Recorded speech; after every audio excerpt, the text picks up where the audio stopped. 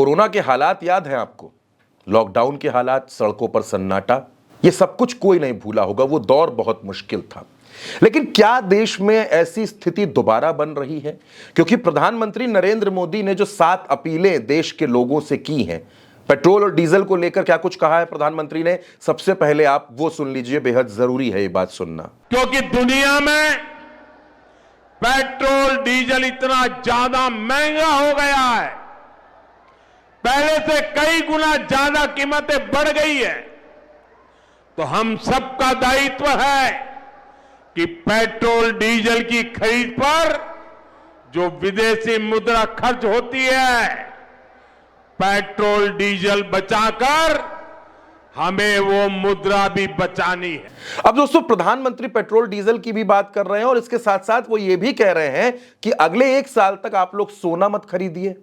ये बयान सुनिए। लेकिन देश हित में हमको ये तय करना पड़ेगा कि साल भर तक घर में कोई भी फंक्शन हो, कोई भी कार्यक्रम हो, हम सोने के गहने नहीं खरीदेंगे, सोना नहीं खरीदेंगे।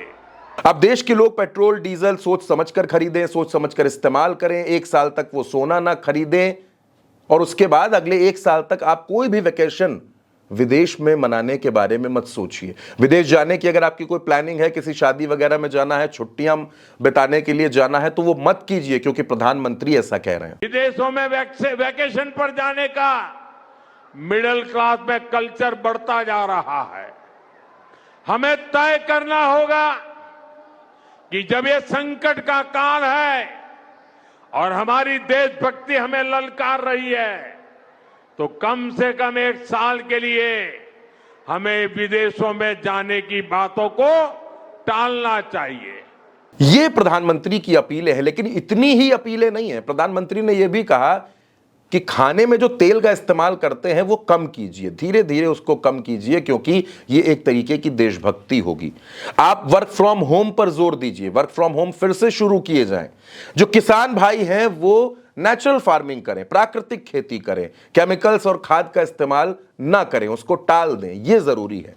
तो प्रधानमंत्री की इन अपीलों पर अब देश में बहस शुरू हो गई है कि क्या सवाल लोगों के मन में है कि क्या पेट्रोल और डीजल की कीमतें बढ़ जाएंगी, हम सोना क्यों नहीं खरीद सकते, हम विदेश क्यों नहीं जा सकते, आखिर क्यों वर्क फ्रॉम होम फिर से शुरू हो रहा है, असल हकीकत क्या है। और यह असल बात अब देश के लोगों को तमाम राज्यों का चुनाव खत्म होने के बाद क्यों बताई जा रही है, इस पर आम आदमी पार्टी के सांसद संजय सिंह क्या कहते हैं वो सुनिए। 5 राज्यों का चुनाव जब तक हो रहा था तब तक आपका बोझ उठा लिया उन्होंने।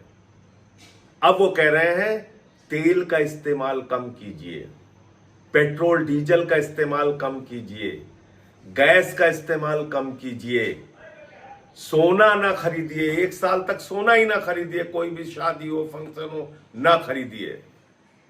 मोदी जी कह रहे हैं खाने के तेल का भी इस्तेमाल कम कीजिए।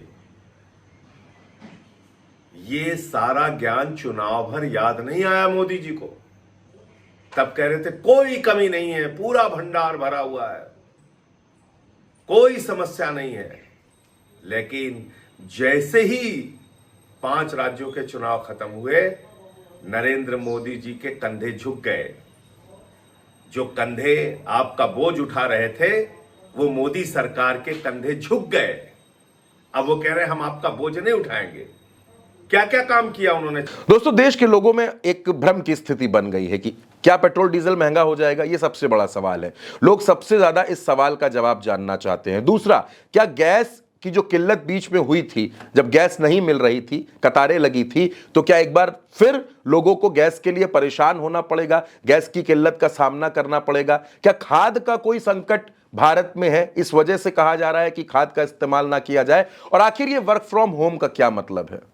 पेट्रोल और डीजल का क्या कोई संकट है कि लोग घरों से बाहर कम निकले? क्योंकि प्रधानमंत्री ये अपील कर रहे हैं कि जिन शहरों में मेट्रो है वहां मेट्रो का इस्तेमाल किया जाए। अब प्रधानमंत्री आपसे कह रहे हैं कि आप विदेश भी मत जाइए।